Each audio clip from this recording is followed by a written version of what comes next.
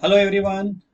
Upadhyay tutor के इस video के अंदर प्रॉपर्टीज ऑफ डिटरमिनेंट को मैं आपको पूरा एक्सप्लेन कर रहा हूँ। मैं आपको आप चाहे अप्लाइड मैथ्स के हो चाहे कोर मैथ्स के स्टूडेंट हैं, आपको डिटरमिनेंट की प्रॉपर्टीज अच्छे से मेमोराइज करके उसके कंसेप्ट को सीखना रहेगा, है ना। इसमें मैं आपको वन बाय वन सारी प्रॉपर्टीज बता रहा हूँ, उसको कैसे यूज करना है वो आपको समय इसमें एक्सप्लेन कर रहा हूँ। तो प्रॉपर्टी नंबर वन है अपने पास में कि if we interchange any two rows और columns then the sign of determinant change. Means क्या होगा कि कोई भी आपने डिटरमिनेंट लिया और उसकी किसी भी दो रो या कॉलम को आप इंटरचेंज करते हो तो डिटरमिनेंट का साइन क्या होगा, चेंज हो जाएगा। तो पहले अपन देखते हैं कि कैसे चेंज हो रहा है, उसको अपन एग्जांपल से समझें कि हाउ इज पॉसिबल। सपोज करूं डिटरमिनेंट मैंने यूज किया यहाँ पर, मान लीजिए 2 5, 2/2 से मैं समझा रहा हूँ, एंड मान लीजिए 1 4। तो वैल्यू कितनी आएगी इसकी, इसको इधर इंटू करते हैं अपन, 4 2 जा कितना होगा, ऐसे मल्टीप्लाई होगा, 4 2 जा 8, और इसका इसमें इंटू करा आपने -5। तो 8 - 5 वैल्यू कितनी मिल गई आपको, इसकी 3 मिल गई। ठीक है। अब सपोज करें आपने R1 R2 को अपन इंटरचेंज करा, R1 इंटरचेंज R2। इसको ऐसा लिखते हैं, लिखने का तरीका ऐसा आएगा, ध्यान रखना, R2 इंटरचेंज R2 आपको ऐसा आएगा। अब इंटरचेंज करें अपन, तो जो सेकंड रो है 1 4, वो 1 4 यहाँ ऊपर आ जाएगी, और जो ऊपर 2 5 है वो यहाँ नीचे आ जाएगा। देखें क्या हुआ। अब जब सॉल्व करेंगे तो 5 1 जा 5, माइनस यहाँ पर 2 4 जा 8, तो वैल्यू कितने मिल जाएगी आपको यहाँ पर, -3। तो आप देखो पहले कितना आया था, +3 आया था आंसर, और अब कितना आ गया यहाँ पर, -3 आ गया। तो मेन जो प्रॉपर्टी जो बोल रही है कि डिटरमिनेंट का साइन क्या होगा, चेंज हो जाएगा। ठीक है ना। तो अब इसका यूज कैसे करना है, how we use in question. सबसे इंपॉर्टेंट पार्ट है कि उसको अपन कैसे यूज करेंगे। तो यूज करने में क्या होगा, सपोज कोई डिटरमिनेंट की वैल्यू गिवन है आपको यहाँ पर, मान लीजिए 1 x x² गिवन है ना। फिर गिवन है मान लीजिए 1 z z² गिवन है, और यहाँ पर गिवन है 1/y²। ठीक है। अब जब आप इसको ध्यान से देख रहे हैं तो प्रॉपर सीक्वेंस में नहीं आ रहा है। ये सीक्वेंस मतलब पहले एक्स की टर्म है, फिर जेड आ गया, फिर वाई आ गया। तो अपने को वाई को ऊपर लाना है। वाई को ऊपर लाने का मतलब क्या होगा कि R2 और R3 को इंटरचेंज करना है। जब आपने R2 R3 को इंटरचेंज किया तो वैल्यू क्या मिलने वाली है, फर्स्ट में तो आपका सेम रहेगा, 1 x x², there no changes. ये 1 y y² आपका यहाँ पर आ गया, और 1 z z² यहाँ पर आ गया। तो जो आपने भी एग्जाम्पल में देखा कि जैसे आप अगर एक प्रॉपर्टी को लगाते हैं, अप्लाई करते हैं, तो डिटरमिनेंट की original value change by minus sign, और अपन दोनों को बोल रहे हैं इक्वल्स टू है। तो बैलेंस करने के लिए बाहर क्या लगाना पड़ेगा आपको, माइनस साइन यूज करना पड़ेगा। जैसे मैंने वन टाइम चेंज किया तो आउटसाइड क्या अप्लाई करना पड़ेगा आपको, माइनस साइन, तब जाकर के इसकी वैल्यू कितनी मिलेगी आपको, सेम मिलेगी। कि अगर मान लो इन दोनों को आपको सेम करना है, तो सेम करने में जब आउटसाइड जब माइनस साइन अप्लाई करेंगे, तो ये वाला माइनस साइन और ये वाला माइनस साइन क्या होगा, प्लस साइन होगा। तो प्रॉपर्टी क्या होगी कि whenever we interchange rows and columns to each other we use by minus sign outside. Minus sign आपको लगाना पड़ेगा, तो इस तरह से अपन इसको यूज करेंगे। ठीक है। तो this is our first property. Property number two अपने पास में है कि फेरी टू रोज और एनी कॉलम्स आर सेम, या तो सेम हो या प्रपोर्शन में हो, तो वैल्यू ऑफ डिटरमिनेंट कैसी होती है, सेम। डिटरमिनेंट की वैल्यू कैसे मिलेगी अपने को, सेम मिलेगी। तो अपन इसको पहले एग्जांपल समझ लें कि हाउ दे आर इक्वल, की प्रॉपर्टी जो बोल रहा है राइट है कि नहीं है, इसको अपन एग्जांपल समझते जाएं। ठीक है ना। एग्जांपल में कैसे होगा, मान लो मैंने कहा आपको लिया है यहाँ पर 2 और 3, ओके, और यहाँ यूज कर लिया मैंने, मान लो आपको 5 और 15। तो अभी डायरेक्टली आपको इसमें कोई प्रॉपर्टी यूज नहीं हो रही है ना। सॉल्व करेंगे तो वैल्यू कितनी मिल जाएगी, 30 - 15, तो वैल्यू कितनी मिल गई आपको, 15 मिल गई। लेकिन जब मैं यहाँ पर कोई भी दो रो या कॉलम को सेम करूँ, सेम करूँ से मतलब क्या हो रहा है कि अब मैं मान लीजिए यहाँ पर लेता हूँ आपको 1 3, और यहाँ ले लिया मैंने आपको 5 15 ले लिया। ठीक है ना। तो अब इसमें देखो आप, जो R1 और R2 का रेशो है, वो रेशो कैसा आ रहा है, सेम आ रहा है। रेशो से मतलब प्रपोर्शन, प्रपोर्शन मतलब जैसे ये 1/5 किया, ये 1/5 आएगा, 3/15 किया, तब भी ये 1/5 आएगा। अगर सॉल्व करते हैं तो वैल्यू कितनी मिल रही है आपको, देखो 15, इसको आपने इधर इंटू करा, इसका इंटू करोगे -15, तो वैल्यू कितने मिल जाएगी आपको, 0 मिल जाएगी। तो मीन्स यहाँ पर जब इस प्रॉपर्टी का यूज करोगे तो विदाउट एक्सपांडिंग डायरेक्टली कितना बोल सकते हैं अपन, इसको 0 बोल सकते हैं। एक एग्जांपल अपन और समझे, दोनों सेम ले लें। सेम ले लें मतलब मान लीजिए आप लिया 2,4, इसको भी लिया मैंने 2,4, और वेन वी सॉल्व तो 2 4 का कितना होगा, 8 - 8, तो वैल्यू कितने मिल जाएगी आपको यहाँ पर, 0 हुई। तो ये तो अपना प्रॉपर्टी का वेरिफिकेशन हो गया कि जो अपन यहाँ पर बोल रहे हैं वो जब अप्लाई करते हो तो इट इज करेक्ट। अब इसका अपन यूज कैसे करेंगे क्वेश्चन के अंदर? How we use, suppose question में दिया है आपको यहाँ पर ऐसा, यहाँ दिया है मैंने मान लो 1 1 1, यहाँ दिया है मैंने आपको XYZ, और यहाँ दे दिया मैंने आपको 5 5 5। तो डायरेक्टली आप बोल सकते हो यहाँ पर कि R1/R3, ये रेशियो कैसा आ रहा है आपका? सेम आ रहा है रेशियो। तो सेम आ रहा है तो वैल्यू कितने, डायरेक्टली कितना बोल देंगे अपन? 0 बोल देंगे। अगर ऐसा नहीं करना है अपने को तो अपन क्या कर सकते हैं कि थर्ड रो में से 5 कॉमन निकाल देंगे। पहले क्या करेंगे अपन? थर्ड रो से 5 कॉमन निकाल दिया तो यहाँ कितना बचेगा? 1 1 1। सेकंड रो में कितना आएगा अपने पास? XYZ। 5 कॉमन निकाल दिया, कितना आ गया? 1 1 1। तो अब डायरेक्टली कितना बोल दोगे आप? 0। किस बिहाफ पे 0 बोलोगे? क्योंकि अपने पास में R1, ये R1 और R3 कैसा आ गया? सेम। तो डायरेक्टली कितना बोलेंगे अपन? इसको 0 बोल देंगे। जब भी आप सम यूज करोगे तो वहां पर आप इसको 0 बोल दोगे। ठीक है। प्रॉपर्टी नंबर थर्ड में है कि multiplying determinant by k, it means multiplying elements of any one row और एनी कॉलम बाय k। ये ध्यान रखना। मैट्रिक्स में क्या होता था कि मैट्रिक्स में अगर आपने k का मल्टीप्लाई किया तो k का मल्टीप्लाई सब में कर देते हैं आप उसके अंदर। लेकिन यहाँ पर क्या होगा? किसी भी एक रो या कॉलम में मल्टीप्लाई कर सकते हैं, सब में कभी गलती से मत कर देना, उसको ध्यान रखना है ना। फॉर एग्जाम्पल, पहले अपन एग्जाम्पल समझते हैं। इसका मतलब क्या होगा कि मान लो डेल्टा को डिटरमिनेट किया मैंने आपको यहाँ पर 2,5 एंड 7,3 दे रखा है आपको। ठीक है। तो अब मान लीजिए आपको लग रहा है कि R1 में 2 से मल्टीप्लाई करना है, तो मल्टीप्लाई तो डिवाइड भी करना पड़ेगा, तो 2 से बाहर डिवाइड भी करना पड़ेगा। और जब 2 से इंटू किया तो ये 2 4 जा हो जाएगा आपके पास में, 2 2 जा 4 एंड 5 2 जा 10। और सेकंड रो में कोई चेंजेस नहीं है तो कितना रहेगा? 7,3 आपका एज इट रहेगा।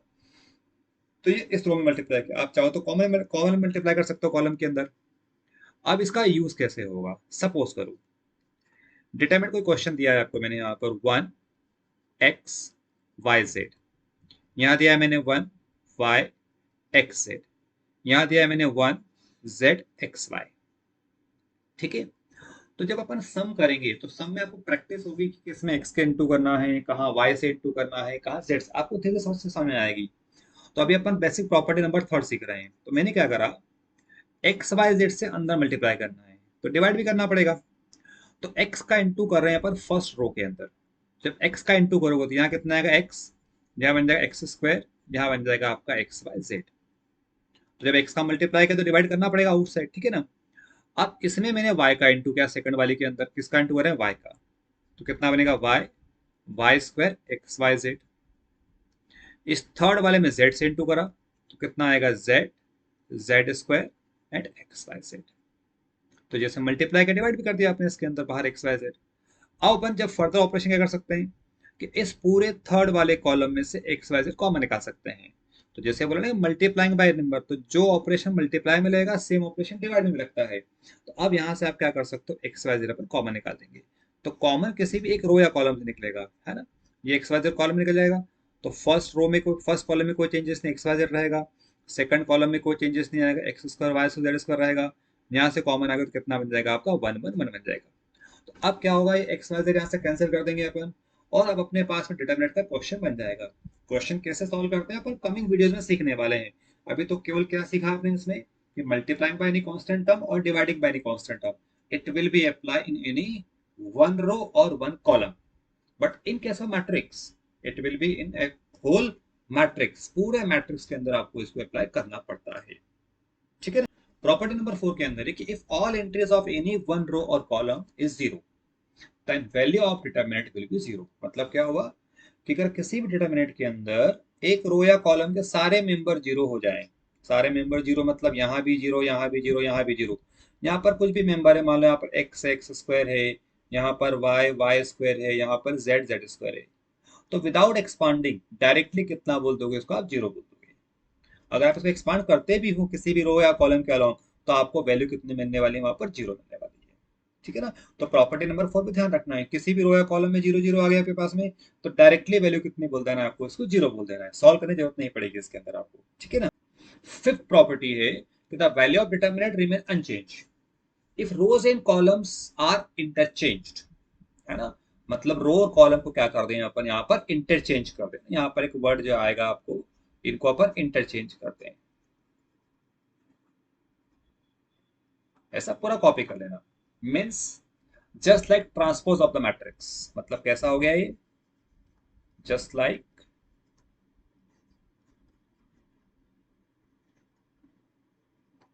Transpose of matrix. यहाँ पर ट्रांसपोज बोलते ही नहीं, ध्यान रखना है ना। फॉर एग्जाम्पल पहले अपन समझ लेंगे इसका प्रॉपर्टी का मतलब क्या हुआ। वो डिटरमिनेंट दिया है मैंने आपको 2 3 5 1, इसको आपने सॉल्व किया तो वैल्यू कितनी मिलेगी, 1 का इंटू इधर करते हैं पर ऊपर और इसका इंटू अपन इधर करते हैं, तो 2 1 जा 2 -3 5 15, तो वैल्यू कितनी मिली अपने को, -30 मिली। अब अपन इस प्रॉपर्टी को अप्लाई कर दिया, रो एंड कॉलम को इंटरचेंज कर दिया, तो जो 2 3 फर्स्ट रो दिख रहा है इसको मैंने यहाँ पर कर दिया 2 3, 5 1 को मैंने यहाँ पर कर दिया, है ना। देखें क्या होता है जादू, तो जादू क्या हुआ, जब इस 1 का इंटू करोगे आप तो 2 1 जा 2 -3 5 15, देखो वापस से 2 -15 कितना मिल गया आपको, -13, तो वैल्यू कैसी आ गई अपने पास में, सेम वैल्यू आ गई, कोई फर्क नहीं पड़ा सवाल के अंदर, है ना। तो दिस इज प्रॉपर्टी। लेकिन अब प्रॉपर्टी को यूज कैसे करेंगे, इंपॉर्टेंट पार्ट क्या होता है, हाउ वी यूज, सबसे इंपॉर्टेंट पार्ट देखना आप कि यूज कैसे करते हैं वो अपने को आना चाहिए, कि भाई यूज कैसे करेंगे इसको साहब हम सम के अंदर।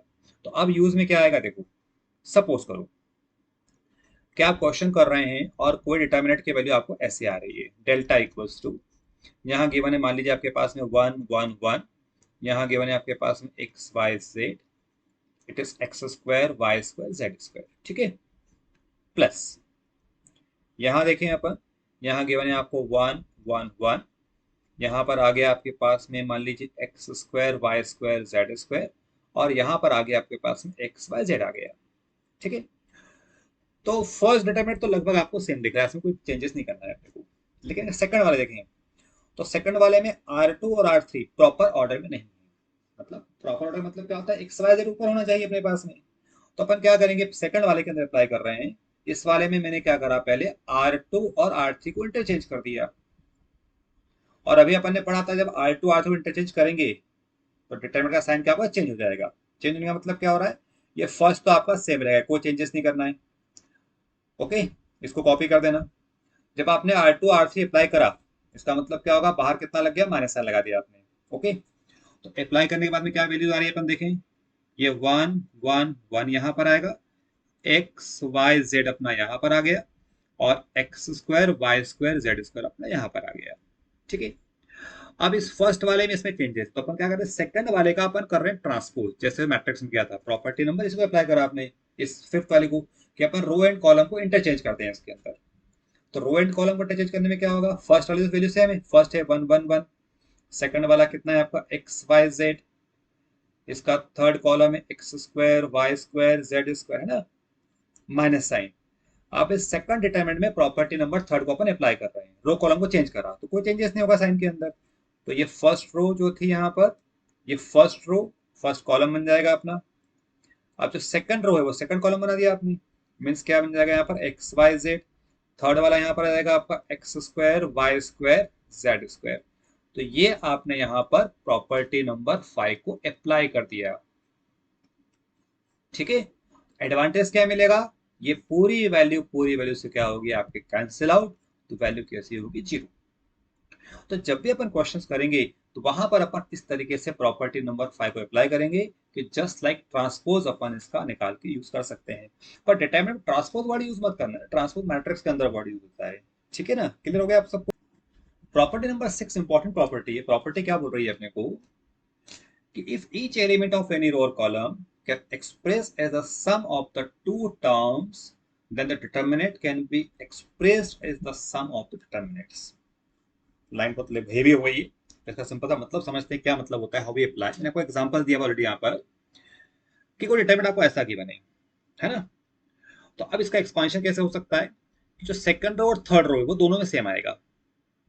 अब यहाँ एलिमेंट है A1, यहाँ है B1, यहाँ पर C1, तो फर्स्ट वाले में तो आ जाएगा A1 B1 C1 आ जाएगा, ठीक है। फिर इनमें साइन प्लस लगा हुआ है तो बीच में साइन आपने प्लस लगाया, और सेकंड वाले के अंदर क्या आ जाएगा आपके पास, एक्स वाई जेड, वो सेकंड में आ जाएगा। तो any determinant can be expressed as the n number of times, any number of times of addition of more than one determinant। अब देखिए भी ये जादू कैसे हो गया कि how they are not different, different क्यों नहीं हो रहा है वो अपन समझ ले चीज को कि ऐसा क्या हुआ यहाँ पर। सपोज करो कोई डिटरमिनेंट दे रखा है आपको यहाँ पर 5 7 2 1।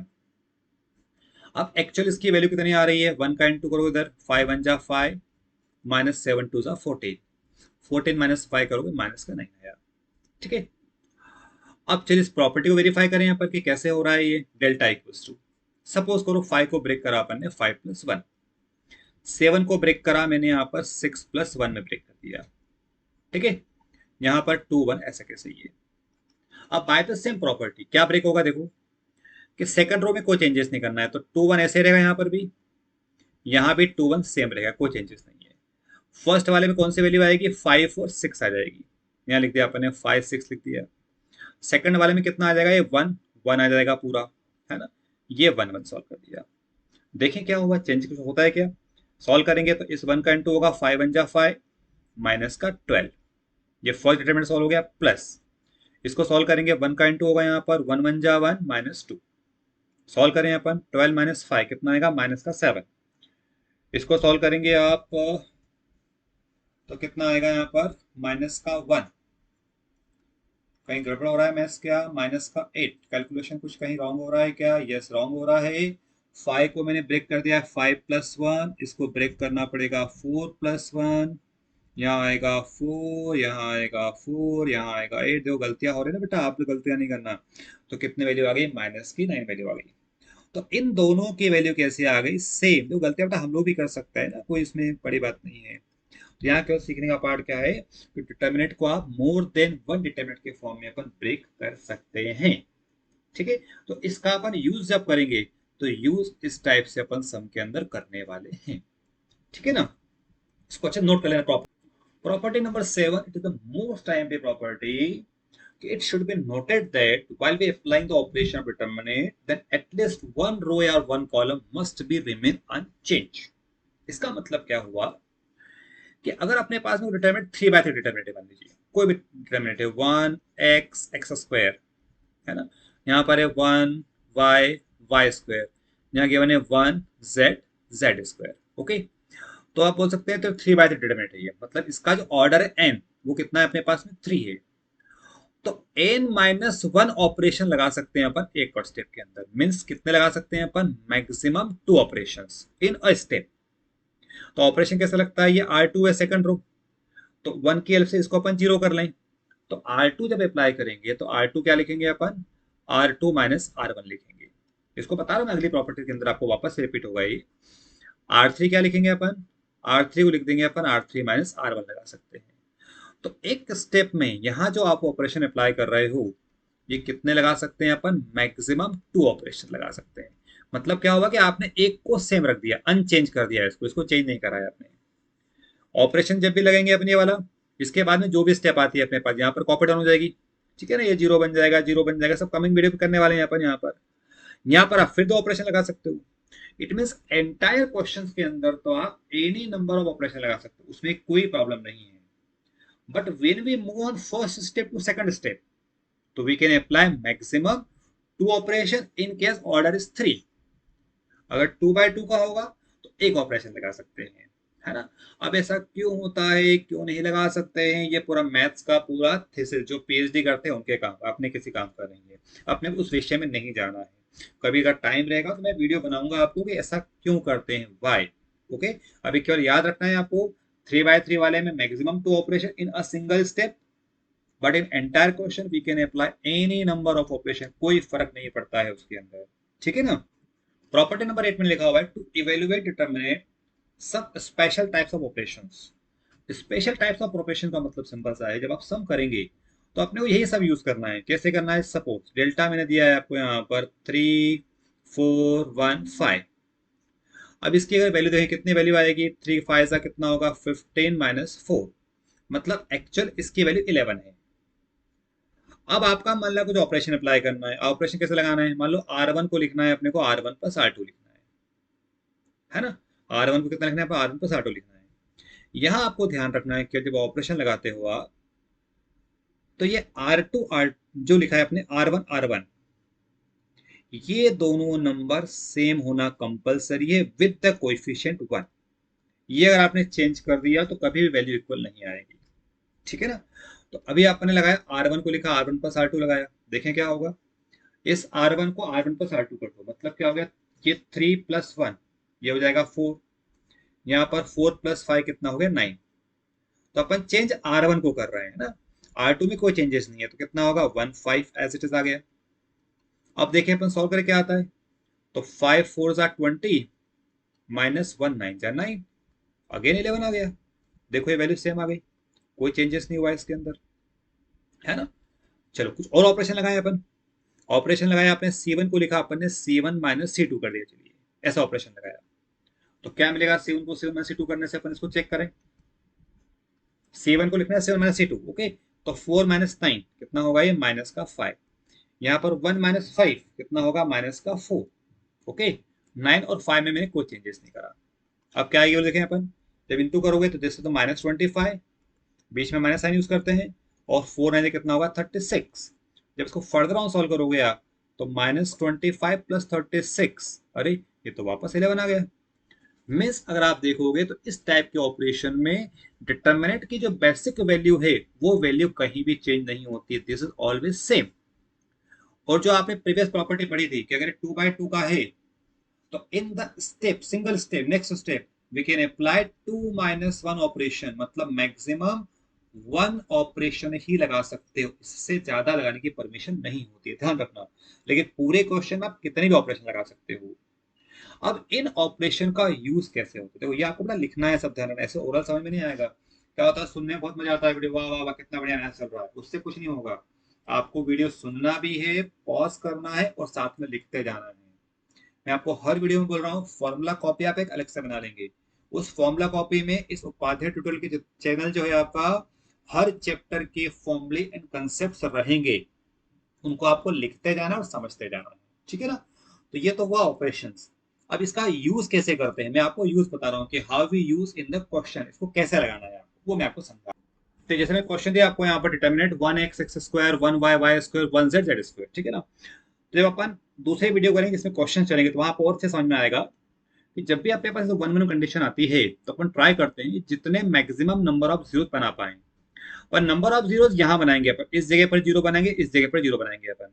तो ऑपरेशन क्या लेगा कि R2 को लिख सकते हैं अपन R2 माइनस R1 लिख सकते हैं, है ना। फिर R3 को अपन लिख सकते हैं R3 माइनस R1 लिख सकते हैं, ये आपने कॉपी डाउन करा R3 minus. And when we apply the operations, condition ध्यान रखना, ये दोनों नंबर सेम होना चाहिए, इसको चेंज किया तो पूरा मामला गड़बड़ हो जाएगा, अभी आंसर नहीं आने वाला है ना। तो फर्स्ट रो में कोई चेंजेस नहीं है, तो 1x x स्क्वायर आपका एज इट इज रहेगा।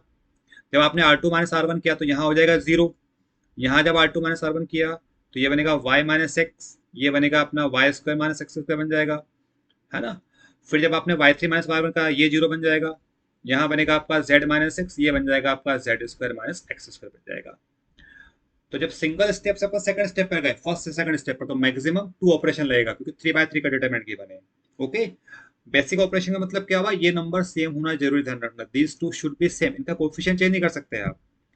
अब जब सम का फर्दर पार्ट होगा सॉल्व करने का, तो ठीक है अपन R2 में से y माइनस एक्स कॉमन निकाल लेंगे, यहाँ से कॉमन आएगा z माइनस एक्स, फिर अपन एक्सपांड करेंगे, वो फर्दर पार्ट हो गया सम का। अभी आपको ऑपरेशन सीखना है यहाँ पर। आप कोई क्वेश्चन करते हो तो हो सकता है सम में आपको ऐसे कोई ऑपरेशन लगाना पड़ जाए, कैसा लगाना पड़ेगा, R2 लिख सकते हो आप, R2 minus twice of R1 लगाना पड़ेगा आपको। कंडीशन देखना है, ये दोनों सेम होना चाहिए, बस ये मेन कंडीशन है, इससे कोई मतलब नहीं, आप कुछ भी कर सकते हो यहाँ पर, ठीक है ना। तो इसको आपको ध्यान से करना है, फिर जब वीडियोस में आएंगे तो वहां पर क्वेश्चन में आपको चीजें समझ में आएंगी प्रॉपर वैसे कैसे करना है, ठीक है।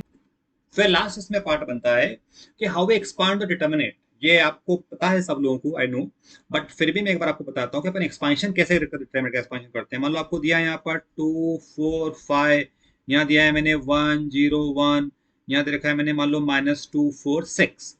तो इसको आप expand along R1 R2 R3 C1 C2 C3, आप कैसे भी एक्सपांशन कर सकते हैं। एंड व्हेन वी एक्सपांड, तो इनका पोजीशन ध्यान रखना, साइन की कुछ पोजीशंस होती है, यहाँ पर पोजीशन चलती है साइन की, plus minus plus minus plus minus plus minus plus. अब इनकी पोजीशन क्यों चलती है, उसका एक कंसेप्ट होता है, ये हमें चलता है -1 की पावर i प्लस जे होता है, मतलब जिस जगह पर कोई डिजिट है, कोई एलिमेंट है, तो उसका साइन इससे डिसाइड करता है। तो डिसाइड कैसे करेगा कि ये साइन होता है A11 का साइन होता है, दिस इज फॉर A11, ये होता है A12 का एलिमेंट, ये होता है A13 का एलिमेंट, मतलब जहां पर इनका टोटलिंग इवन नंबर आ गया, अगर ये इवन नंबर आएगा टोटलिंग तो पॉजिटिव हो जाएगा, और अगर टोटलिंग ऑड नंबर आता है तो वो कैसा होता है, नेगेटिव नंबर हो जाता है, ठीक है ना। तो मान लो इसको मैंने एक्सपांड करा, अलॉन्ग R1 एक्सपांड करा, एक्सपांडिंग अलॉन्ग R1, है ना। तो R1 में क्या होगा, ये 2 से स्टार्ट करेंगे अपन, तो ये 2 इंटू, तो A11 है, तो फर्स्ट रो फर्स्ट कॉलम को आप कवर कर दो, कितना बचा आपके पास में, ये बचा 0146, तो यहाँ कॉपी कर दिया आपने 0146। जब सेकंड वाले प्लेस का नंबर आएगा तो इसका साइन क्या, नेगेटिव आएगा, 1 2 वाला है, तो स्टार्ट लेंगे अपन -4 से। तो 1 2 का मतलब क्या होगा, फर्स्ट रो और सेकंड कॉलम को आप कवर कर दो, ये फर्स्ट रो और सेकंड को आप कवर करना, तो कितना बचेगा यहाँ पर आपके पास, 1 1 -2 6 बचेगा। लास्ट वाला आएगा +5 इंटू, अब 5 की पोजीशन क्या है यहाँ पर, it is the position of 1 3, मतलब फर्स्ट रो थर्ड कॉलम को आपको कवर करना है, तो कितना आएगा यहाँ पर 1 0 -2 4 आएगा। तो ये आपका एक्सपांशन हो गया अलॉन्ग R1। अब इसका फर्दर सॉल्यूशन आप जानते हैं, 2 इंटू, इधर से इधर इंटू करना है, इधर इंटू करना है, तो ये 0 -4 हो जाएगा, फिर -4 इंटू इसका इंटू करोगे तो 6, बीच में माइनस और -2 कितना हो जाएगा, +2 हो जाएगा, ये +5 इंटू इसका इंटू करोगे 4 -0 हो जाएगा। और केयरफुली जो भी वैल्यू आती है, this is the value of the determinant. तो लास्ट प्रॉपर्टी में अपन एक्सपांशन और डिटर्मिनेंट अपन देख सकते हैं, कर सकते हैं। अब इसके जो कुछ क्वेश्चंस आपको मिलेंगे, आप नेक्स्ट वीडियो, आप दूसरी वीडियो देखेंगे तो वहां पर प्रैक्टिस क्वेश्चन आपको दे दूंगा। Number 1 thing, number second thing, Upadhyay tutorial का टेलीग्राम चैनल बना हुआ है, टेलीग्राम में आप ऐड कर होते हैं, तो इसकी भी पीडीएफ फाइल उसके अंदर आपको दिया हुआ है, तो पीडीएफ फाइल से आप क्वेश्चन को बहुत आराम से कर सकते हैं, ठीक है ना।